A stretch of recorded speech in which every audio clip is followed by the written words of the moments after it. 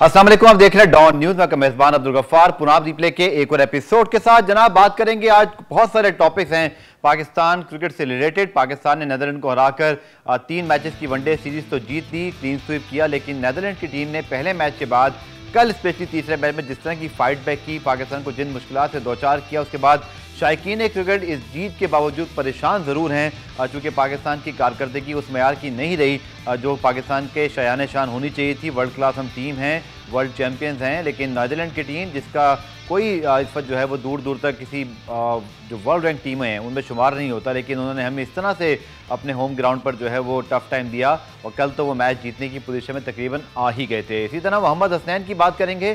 शाहीन शाफिदी की जगह उन्हें एशिया कप के स्क्वाड में शामिल किया गया है। शायकीन क्रिकेट के लिए अच्छी खबर यह भी है कि पाकिस्तान इंग्लैंड के दरमियान टेस्ट सीरीज के शेड्यूल का ऐलान भी कर दिया गया। साथ साथ कश्मीर प्रीमियर लीग के जो मैचेस हैं उनके हवाले से भी आपको अपडेट देंगे और कुछ टॉप परफॉर्मर से आपकी बात भी कराएंगे। पाकिस्तान नीदरलैंड के दरमियान कल तीसरा मैच जिसमें पाकिस्तान की जीत में बड़ा अहम किरदार अदा किया शाहीन शाफिदी के एब्सेंट में नसीम शाह ने और फिर मोहम्मद वसीम जूनियर, दोनों ही नौजवान फास्ट बॉलर्स ने बड़ी तगड़ी कारकर्दगी दिखाई। और एक मौके पे ऐसा लग रहा था जब टॉम कूपर खेल रहे थे कि पाकिस्तान के जो हदफ है उसके पीछे जाएगा नीदरलैंड, लेकिन बड़ी टाइमली विकेट्स मिली और फिर नसीम शाह की कैरियर बेस्ट और 3 मैचों में 10 विकेटें हासिल करने वाले अपने कैरियर की इब्तिदा में पहले ही 3 मैचेस में 10 विकेटें हासिल करने वाले पहले पाकिस्तानी बॉलर बने। सो उनकी कारकर्दगी यकीनन पाकिस्तान के लिए हौसले का बायस बनेगी और उनकी जगह जैसे मैंने आपको कहा कि नसीम शाह ने तो अच्छा परफॉर्म किया, लेकिन अब मोहम्मद हसनैन को भी पाकिस्तान के स्क्वाड में जो है वो एशिया कप के लिए शामिल कर लिया गया है। और अब से कुछ देर पहले पाकिस्तान की टीम नीदरलैंड से यूएई के लिए भी जो है एशिया कप के लिए रवाना हो गई है और पाकिस्तान की टीम अपना पहला मैच वहाँ पर 23 अक्टूबर को जो है वो 28 अगस्त को जो है वो खेलेगी भारत के खिलाफ। और 23 अक्टूबर को हम सबको पता है कि पाकिस्तान इंडिया के दरमियान जो मैच है वो वर्ल्ड T20 में शेड्यूल है। बहुत सारे टॉपिक्स हैं जिन पे आप बात करेंगे, स्पेशली शाहीन शाफिदी की इंजरी पर जो पाकिस्तान क्रिकेट बोर्ड की जानिब से एलामिया जारी हुआ, बाकी चीज़ें हुई, उस पर बहुत कुछ बात करने को है। बहुत ज़्यादा कन्फ्यूजन्स हैं, उनके ऊपर हम बात करेंगे। Senior sport journalist Salim Khalid साहब कुछ देर में हमें ज्वाइन करेंगे। तो कहा जाता है कभी कभी कमज़ोर दिल हजरात जो है वो बिल्कुल मैच ना देखें, ख़वातीनों हजरात दोनों के लिए कहा जाता है, लेकिन सलीम खालिद साहब को पुनाब में शामिल करते हैं। बहुत शुक्रिया सलीम साहब ज्वाइन करने के लिए। लेकिन ये सोचा नहीं था कि ये जो बात की जाती है कि कमज़ोर दिल ख़वातीनों हजरात पाकिस्तान का जो ये मैच ना देखें, लेकिन कभी सोचा नहीं था कि नीदरलैंड्स के लिए भी सर यही कहना पड़ जाएगा। एक नहीं 2 मरतबा वो जीत के पीछे है और कल तो ऑलमोस्ट ऐसे लग रहा था कि अपसेट हो जाएगा, लेकिन बहुत ही कमाल बॉलिंग कर गए नसीम शाह और वसीम जूनियर, वरना पाकिस्तान ने कल कोई कसर नहीं छोड़ी थी। गफ्फार, बात यह है कि बाबर आजम जो है वो किस्मत के धनी हैं। आप अगर देखें कई बार ऐसे मौके आए जब हमें लगता था कि पाकिस्तान हार जाएगा, लेकिन एकदम से सूरत हाल चेंज होती है और बच जाता है पाकिस्तान। तो यही हुआ नीदरलैंड के खिलाफ भी, और ये बहुत ही शर्मनाक शिकस्त होती तो अल्लाह ने बचा लिया, लेकिन इससे हमारी टीम की जो खामियां हैं वो नुमाया हो गई। ख़ास तौर पर जो बेंच स्ट्रेंथ कही जाती है वो बिल्कुल कमज़ोर थी, तवक्कुआत की वजह से वो बेंच ही टूट गई तवक्कुआत के बोझ से। तो सिलेक्शन सही नहीं हुई थी। जो हमारे पास प्लेयर मौजूद थे पीछे वो इतने कैपेबल थे नहीं कि उनको जब मौका मिला तो परफॉर्म कर जाते। बॉलिंग में तो सही रहा, लेकिन जिस तरह से ये हमारी टीम सेलेक्ट हुई, आप वही देख लीजिए कि जो अच्छे प्लेयर थे जिनको खिलाना चाहिए था वो कोई इंग्लैंड में है, कोई KPL खेल रहा है, और जिनको वहाँ खेलना चाहिए था KPL वगैरह में वो पाकिस्तान टीम के साथ हैं। तो ये बच तो गए गफ्फार, लेकिन कई सवाल उठ गए हैं टीम की सिलेक्शन पर, टीम पर, कि इस तरह की परफॉर्मेंस पर हम एशिया कप में कैसे जीतेंगे, किस तरह हम भारत को 3 बार हराएंगे अगर हम समझते हैं कि हम फाइनल में पहुंच जाएंगे। कई सवाल उठ खड़े हुए हैं गफ्फार। मिडिल ऑर्डर बैटिंग हम लोग कब से कह रहे हैं, और शाहीन गया तो शाहीन के जाने के बाद जो है बॉलिंग फिर भी बेहतर रही, बहुत अच्छी रही, बल्कि मैं कहता हूँ कि नसीम ने अच्छी बॉलिंग की, लेकिन वहां पर जो है वर्ल्ड क्लास बैटर्स आपके सामने होंगे, रोहित होंगे, कोहली होंगे, यहाँ पर तो बेचारे बच्चे थे। तो ये चीज़ भी ध्यान में रखनी पड़ेगी कि हर बार आप 206 रन करके नहीं जीत सकते। बिल्कुल आपने ठीक कहा, और समझ नहीं आ रही कि इस नीदरलैंड के खिलाफ भी जो पाकिस्तान की परफॉर्मेंस है उसका कहाँ से मवाजना तज्जिया शुरू करें। लेकिन जो मेरे ज़हन में पहली चीज़ आ रही है वो ये है कि अप्रोच ठीक नहीं है सलीम साहब। चूँकि अगर आप देखें बैटिंग कलेप्स तो बाद में हुआ ना, 17.2 ओवर्स में 58 रन पे आपका एक खिलाड़ी आउट था और फिर फ़खर आउट हुए। फ़खर भी स्ट्रगल कर रहे थे, बाबर उनके साथ खड़े हुए थे। दुनिया इस 498 रन बना के चलेगी इंग्लैंड इस टीम के खिलाफ। चले 498 न 298 तो बनाइए, आपकी अप्रोच तो ऐसी हो। ये जो आपकी मॉडर्न डे क्रिकेट में हम पीछे रहते जा रहे हैं, नेदरलैंड के खिलाफ भी हमारा एवरेज कल 3-3.5 रन का था शुरू में, और डॉट बॉल्स हमने फिर खेली।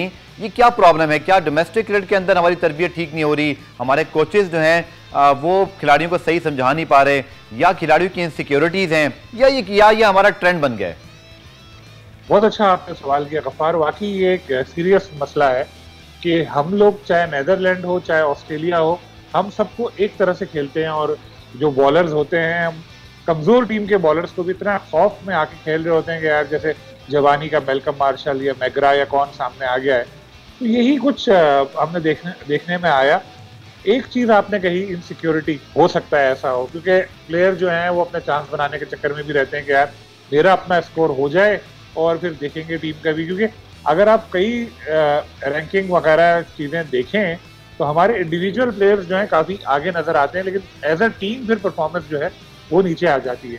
तो टीम के लिए खेलना पड़ेगा। एक अप्रोच जो है वो पॉजिटिव होनी चाहिए। जिस तरह रमीज राजा साहब जो थे, जब आए थे, आपको याद होगा, उन्होंने कहा था कि मैंने कहा है कि जारहाना क्रिकेट खेलो, याद है ना गफ्फार आपको? बिल्कुल। और वो जीते एक आध मैच, उन्होंने कहा जी मैंने कहा। तो अब क्या हुआ, वो रमीज साहब ने जो बताया था वो अभी 1-1.5 महीना ही हुआ इंग्लैंड में रहते हुए, उनको तो कहते हैं जल्दी भूल गए लोग। क्या, लोगों को याद रखना चाहिए, प्लेयर्स को याद रखना चाहिए। इंडिया के खेल में आप देखें कितनी इंप्रूवमेंट आई है T20 में। उनकी विकेटें गिरे कुछ हो, वो पॉजिटिव खेलते हैं, शुरू में आते ही अपने स्टाइल से खेलते हैं। हम लोग तो शुरू में ऐसे घबरा कर खेल रहे होते हैं जैसे कांटे लगे हुए पिच पे या क्या है, और फिर जब ओवर जाया कर देते हैं उसके बाद फिर मारना शुरू करते हैं। कभी ये सही हो जाता है, कभी मसाइल हो जाते हैं इसमें।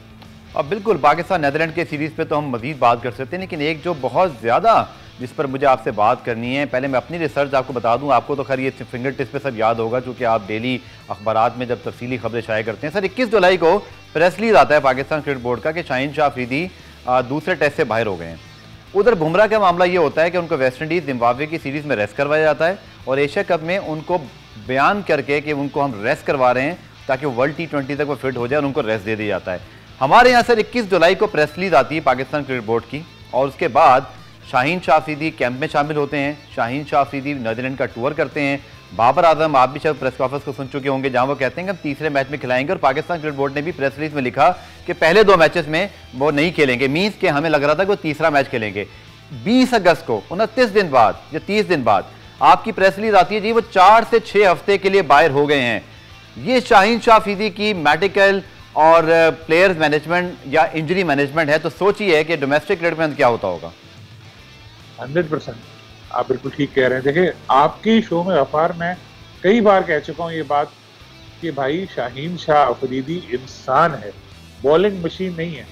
इसको ये समझते हैं कि बॉलिंग मशीन है, उसको आप बोलते हैं कि तुम जो है वनडे भी खेलो, T20 भी खेलो, टेस्ट भी खेलो, PSL भी खेलो, फिर कुछ फर्स्ट डोमेस्टिक मैच में भी कुछ जहाँ मौका मिले वो कहते, मतलब ऐसा कैसे हो सकता? भाई वो इंसान है, कितना बोझ उठाएगा वो। चलो अगर शाहीन खुद भी चाहता है खेलना तो ये तो बड़ों का मामला कहना है ना, कि बड़े जो हैं वो उसको बोले नहीं तो मना रेस्ट करो। ये एक आध मैच में रेस्ट कराते हैं, कहते हैं हमने बड़ा एहसान कर लिया। जिम्बाब्वे गई भी है, इंडिया की टीम खोली गया है उसमें, सिर्फ इस टूर में नहीं, पिछले भी जिम्बाब्वे के टूर निकाल के देखते हैं। हमारे यहाँ जो है, चाहे नेदरलैंड का टूर हो, वहां भी आपके सारे मेन प्लेयर जाएंगे, ऑस्ट्रेलिया वगैरह में तो जाना ही है। जो छोटे टूर्स हैं वहां पर आपको बेंच स्ट्रेंथ को भेजना चाहिए। इवन आप बाबर को भी रेस्ट कराओ, बाबर को आराम कराओ, रिजवान को बना दो कप्तान, अगर वाइस कैप्टन शादाब को बना दो, आप फिर भी जीत जाओगे। लेकिन डरते इतना है कि यार हार ना जाए। शाहीन का तो इन्होंने बहुत ही ज्यादा मिस मैनेजमेंट नजर आई। देखिए, एक बंदे का जो घुटना खराब हुआ है, आप उसको बजाय इसके कि बोलो आराम करो, आप उसको ले लेके घूम रहे हो। आप तो ट्रैवलिंग करते रहते हैं, आपको पता है कि ट्रैवलिंग आसान होती है। बिल्कुल। एयरपोर्ट पे बस आप जा रहे हो, उसके बाद एयरपोर्ट पे कितना चलना पड़ता है, इमिग्रेशन के लिए आप हो, फिर वहां से होटल जा रहे हो, होटल से फिर दूसरे शहर जा रहे हो, फिर होटल आ रहे हो, कितना मसला होता है ट्रैवलिंग। जहाज में आप बैठे हैं, जहाज की बिजनेस क्लास की सीट्स तो होती हैं खैर, लेकिन सफर तो सफर है ना। बिल्कुल। बजाय इसके कि इनको बोलते कि यार आप इधर रहो, आराम करो, साथ लिए घूम रहे हैं। उसके साथ जो डॉक्टर साहब है, क्या पाकिस्तान में एक ही डॉक्टर है जो उधर गया है नेदरलैंड टीम के साथ? और कोई डॉक्टर नहीं है पाकिस्तान में अच्छा जो शाहीन का इलाज कर सके, तो साथ ले लेके जा रहे हैं। ये डॉक्टर खैरपुर जाएगा तो खैरपुर भी भेज देंगे शाहीन को, जा खैरपुर जा भाई इसके साथ। यूरोप का टूर होता है, सब चाहते हैं वहां पे जाना, लेकिन ये इन्होंने खुद गलत किया है। और अल्लाह करे शाहीन फिट हो जाए जल्दी, लेकिन इस तरह की इंजरीज में जो है इतनी जल्दी फिट होना आसान नहीं होता। बस हमें यही दुआ करनी चाहिए कि वो वर्ल्ड कप में फिट हो जाए। और आपने ये भी देखा होगा कि जो वर्ल्ड कप पिछले साल हुआ, पाकिस्तान वो जीता, तो उसमें अहम किरदार था शाहीन का, जो इंडिया के खिलाफ के मैच की बात कर रहा हूँ मैं, इंडिया से जो मैच हुआ था हमारा, शाहीन ने शुरू में जो विकेट ली थी उसके वजह से, लेकिन उसके बाद अब जो है अपने वो प्रेशर ही खत्म हो गया इंडिया के ऊपर से कि भाई शाहीन आएगा आउट करेगा। तो ये चीजें देखनी पड़ेगी, बहुत ज्यादा मिसमैनेजमेंट नजर आ रही है। पीसीबी में अंधेरे में रखते हैं मीडिया को, बनी बनाई चीजें, बनी बनाई खबरें भेज रहे होते हैं, जो छपवाना होता है, जो मालूमात शेयर करनी होती है वो कर देते हैं। और इस तरह जैसे आपने बताया कि कितने पहले प्रेस रिलीज आया, उसके बाद दूसरा आया जिसमें बताया कि वो, तो ऐसा होना नहीं चाहिए, गलत है।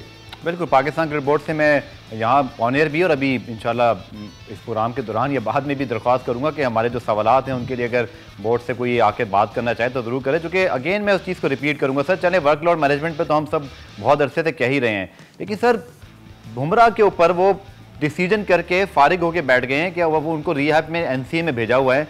हमारे यहाँ पर मैं अगेन रिपीट करूंगा, 21 जुलाई और 20 अगस्त में 29 दिन का फ़र्क है। हमें 29 दिन बाद पता चला कि शाहीन को 4 से 6 हफ्ते का रेस्ट दरकार है और वो उससे पहले टीम के साथ ट्रैवल करते रहे, आप ज्यूम करते रहे, खेलते रहे। ये इसकी तहकीकात नहीं होनी चाहिए। रमीज़ राजा साहब पाकिस्तान क्रिकेट बोर्ड के चेयरमैन हैं, पाकिस्तान के प्रीमियर फास्ट बॉलर की इंजरी मैनेजमेंट के हवाले से इतनी संगीन किस्म की ताख़ीर और गलती हुई है, इसका कोई प्रॉपर हेल्थ बुलेटिन, कोई प्रॉपर इसकी डिटेल्स और इस 29 दिन का जो मेरे ज़हन में बतौर एक आम क्रिकेट फैन या क्रिकेट जर्नलिस्ट के तौर पे सवालात उठ रहे हैं, मुझे तो इसका जवाब नहीं मिल रहा। I am confuse. आप बिल्कुल ठीक कह रहे हैं कि ये रमीज़ राजा साहब जब भी इंग्लैंड से वापस आए, आपको पता है 1-1.5 महीना हो गया वहाँ पर छुट्टियां गुजार रहे हैं आईसीसी मीटिंग के बाद, तो आने के बाद उनको इस चीज़ पे नोटिस लेना चाहिए कि कौन इसका कसूरवार है और मेडिकल पैनल ने किस बेस पर उनको पहले ये ऐसा बोला और बाद में फिर सेलेक्ट भी कर लिया स्क्वाड में। बिल्कुल इसकी तहकीकात होनी चाहिए, क्योंकि आपका मेन बॉलर है, आपको इंजरी जो है इसकी अगर बढ़ गई तो उसका कौन जिम्मेदार होगा। ये चीज़ सोचनी चाहिए, बिल्कुल देखना चाहिए इस चीज़ को, और मीडिया डिपार्टमेंट को भी उनको बोलना चाहिए कि मीडिया को अंधेरे में ना रखे। छोटी छोटी वीडियो बना के डाल रहे होते हैं वहाँ के जो हमारे मीडिया मैनेजर जो गए हुए हैं वहाँ पर, भाई ये जहाज से उतर रहे हैं, जहाज में चढ़ रहे हैं, ये केक खिला रहे हैं, ये वो कर रहे हैं। अरे भाई असल बात बताओ, शाहीन आफरीदी फिट है नहीं है, कौन से प्लेयर को क्या मसला है, कौन जो प्लेयर है उसने ट्रेनिंग, ये मालूमात तो मिलती नहीं है। इस तरह की मालूमात मिल जाती है। आपको पता है इस टूर पे 2 बड़े एम्बैरेसिंग पाकिस्तान के लिए चीजें हुई हैं। देखिए, आपने चैंपियंस ट्रॉफी जीती थी, आप थे वहां पे? जी जी गफार, आप थे चैंपियंस ट्रॉफी में? क्या नहीं, मैं चैंपियंस ट्रॉफी में नहीं था, मैं यहाँ से कवर कर रहा था। जी जी। देखिए, क्रिकेटर का काम होता है क्रिकेट खेलना, उसका काम ये नहीं होता कि वो इंग्लिश में जाके इंटरव्यूज दे। क्या अगर हम जिम्बाब्वे में खेल रहे होंगे कोई इवेंट, तो क्या जिम्बाब्वेन जबान में बोलेगा? नहीं, इंग्लिश में क्यों इंटरव्यू दे, उसकी मर्जी।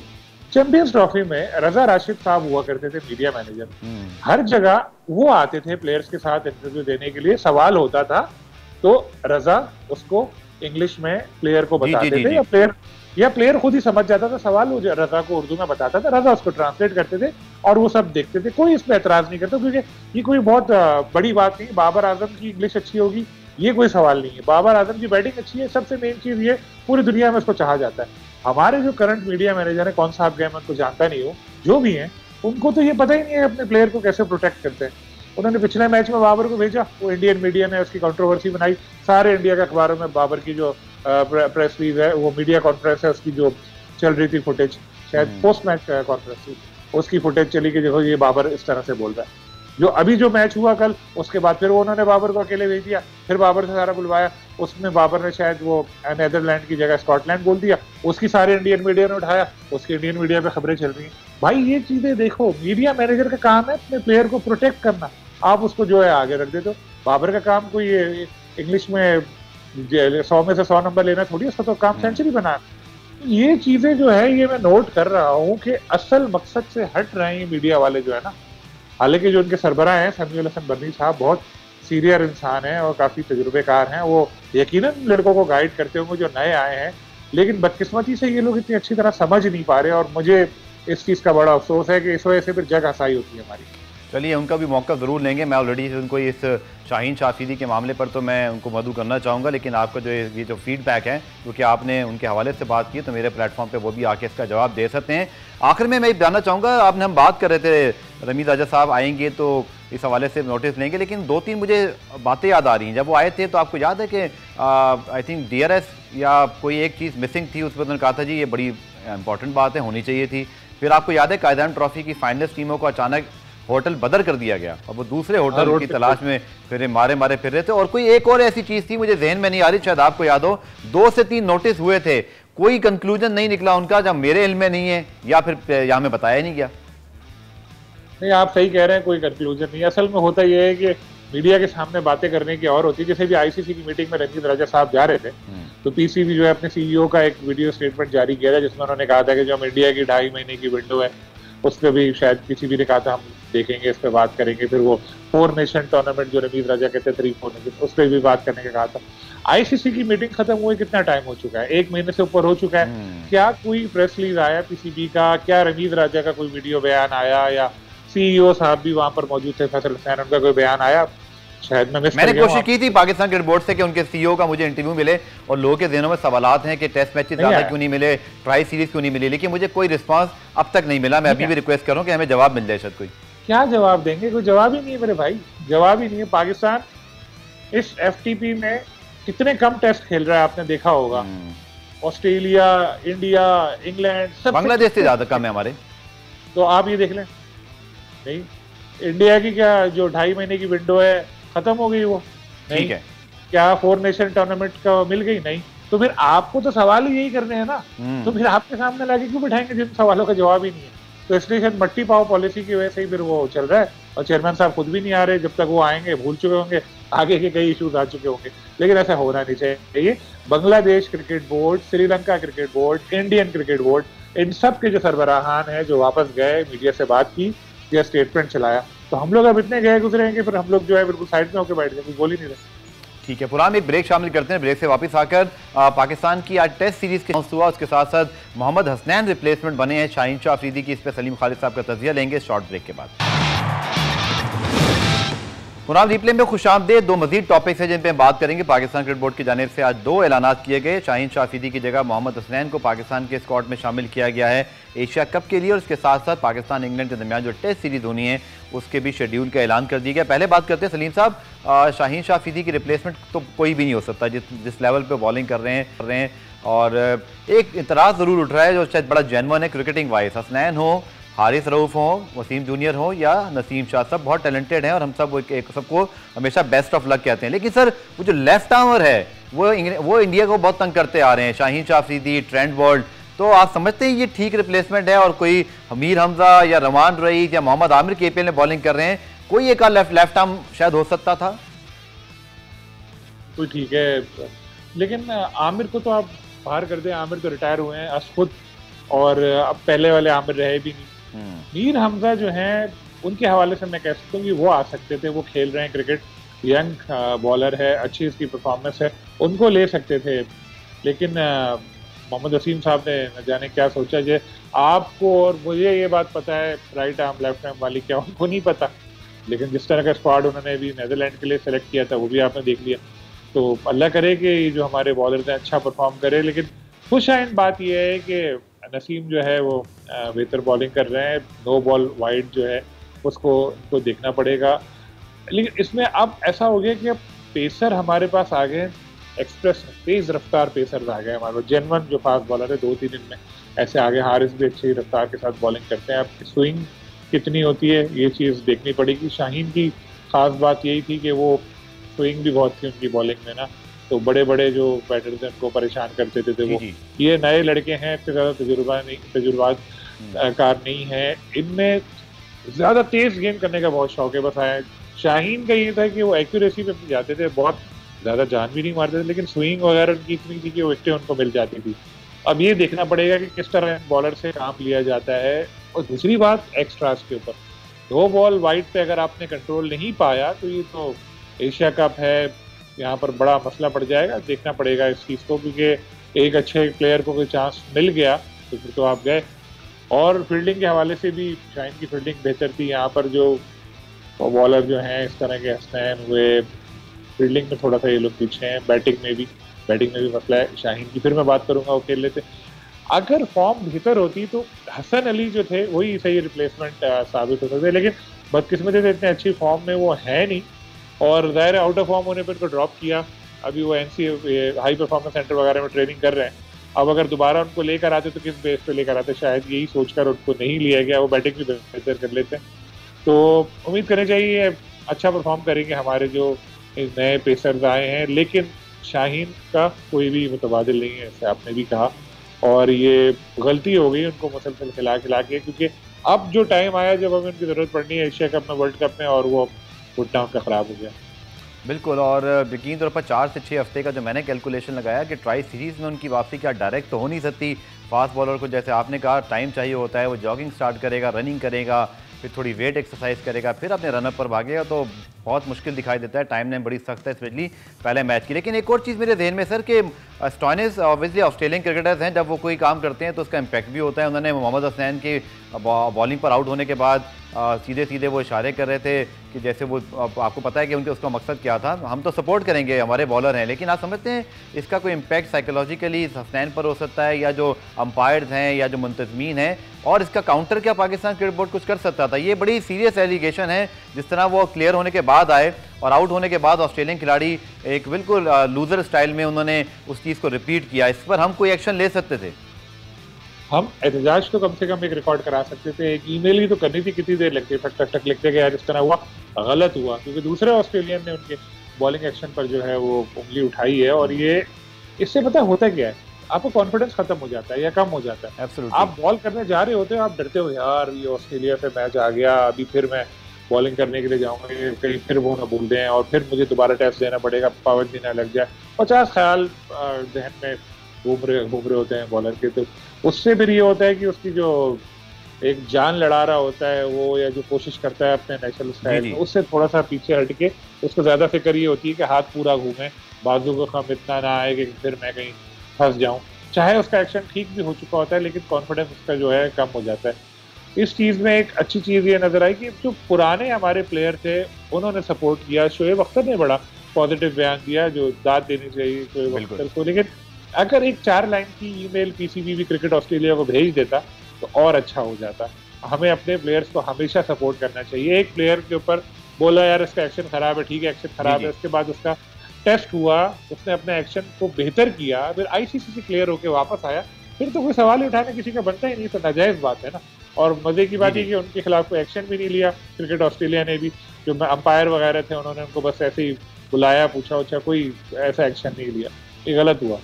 चलिए आखिर में, क्योंकि आखिरी सेगमेंट हमारा कश्मीर प्रीमियर लीग का है, सलीम खालिद साहब, तो पाकिस्तान इंग्लैंड टेस्ट सीरीज के शेड्यूल का अनाउंसमेंट हुआ। आई थिंक ये बहुत अच्छी बात है कि हमारे मुल्क में इंटरनेशनल क्रिकेट पूरी तरह आ रही है। ये टेस्ट सीरीज भी एक बहुत बड़ी लैंडमार्क होगा, और हम सब T20 मैचेस और इस टेस्ट मैच का इंतजार कर रहे हैं, और आई होप कि कराची के शायकीन क्रिकेट और बाकी मौक़ों पर लोग इसको इंशाल्लाह पूरा सपोर्ट करें। बिल्कुल, ये बहुत ज़बरदस्त बात है कि इंग्लैंड की टीम भी यहाँ खेलने के लिए आ रही है, बड़ी बड़ी टीमें अब आने लगी हैं, और अल्लाह के शुक्र है कि अब ऑलमोस्ट नॉर्मल जो हमारा एक टाइम था ना क्रिकेट जहाँ हो रही होती थी उसी तरह का आ चुका है। इंग्लैंड का आना इसलिए ज़रूरी है कि एक बड़ी टीम है, पहले डर गए थे वो, अब वो आ रहे हैं। फिर एक और अच्छी बात यह है कि हम कराची और लाहौर से निकल रहे हैं। बिल्कुल, मैच पिंडी में भी हो रहे थे, खैर मुल्तान में भी अब हो रहा है मैच, कराची में भी, तो मतलब ये कि 2 सेंटर तो और हो गए ना, लाहौर, कराची, पिंडी, मुल्तान। इस तरह बढ़ते रहेंगे ना, तो फिर जब मल्टी नेशन टूर्नामेंट जब कोई कराएंगे ऐसे, जब बहुत सारी टीमें होंगी तो फिर हमें इस चीज का फायदा होगा। चैंपियंस ट्रॉफी जैसे होनी है इस तरह से होनी है, जो तैयारियों का पता लग जाएगा। पेशावर में पता नहीं कितना काम हुआ, तो ये बहुत जबरदस्त है पाकिस्तानी शायकीन के लिए। इंग्लैंड की टीम है, फुल स्ट्रेंथ की आएगी, या उनको एक्शन में देखेंगे, बड़ा मजा आएगा। चलिए, बहुत बहुत शुक्रिया सलीम खालिद साहब, और अच्छी खबर है, पाकिस्तान क्रिकेट बोर्ड को जहां क्रेडिट देना चाहिए वहां बनता ही मैनेजमेंट हो, या पाकिस्तान में इंटरनेशनल क्रिकेट का रिवाइवल अपने उसी अंदाज से जारी है। तो वी आर लुकिंग फॉरवर्ड कि जल्दी से इंग्लैंड की टीम आए और मैचेस को एंजॉय करें। प्रोग्राम में ब्रेक शामिल करते हैं, ब्रेक से वापस आकर कश्मीर प्रीमियर लीग के हवाले से बात करेंगे, हमारे साथ मौजूद रहेगा।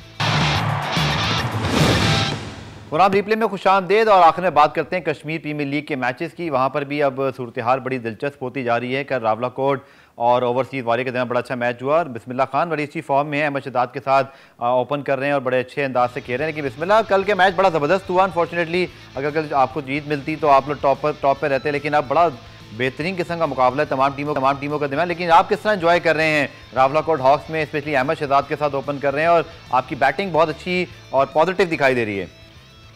जी बिस्मिल्लाह, बिल्कुल आसपा का करम है, फॉर्म में मैं और अहमद भाई दोनों फॉर्म में हैं, और अल्हम्दुलिल्लाह बड़ा अच्छा परफॉर्म कर रहे हैं हम लोग। और अहमद भाई के जो बताए हुए इंस्ट्रक्शन पे चलते हैं, और पार्टनरशिप माशाल्लाह जिस तरह वो बताते हैं कि पार्टनरशिप बिल्डअप करना है, तो अल्हम्दुलिल्लाह उसमें सक्सेस मिलती है। और जैसे आपको पता है कि अहमद भाई एक्सपीरियंस है, उसको इनिंग बिल्डअप करने के काफ़ी अच्छे तरीके उनको आते हैं कि किस तरह इनिंग को बिल्डअप करते हैं।